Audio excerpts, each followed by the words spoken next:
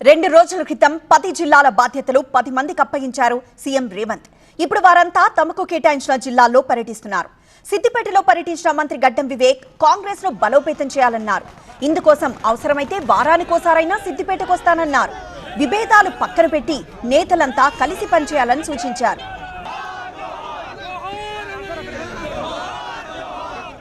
ఒకసారి సిద్దిపేటలో పనిచేయడానికి ఒక అవకాశం కలిగింది. డిస్ట్రిక్ట్ మినిస్టర్ ఇన్ఛార్జ్గా నేను ఇంతకుముందు కూడా గజ్వెల్లో మా నర్సారెడ్డి గారు అక్కడ ఆహ్వానించినప్పుడు అదే చెప్పినాను. ఒక మంచి అవకాశం అందరు కాంగ్రెస్ కార్యకర్తలకు మళ్ళీ ఒకసారి జోష్ తీసుకురావాలి. అందరం కలిసి మన సమస్యలన్నీ కూడా పరిష్కరించుకొని మన పార్టీని ఎట్లా బలోపేతం చేయాలో మనం ఆ కార్యాచరణలో పనిచేద్దాము. నేను వారానికి ఒక రోజు రావడానికి సిద్ధంగా ఉన్నా.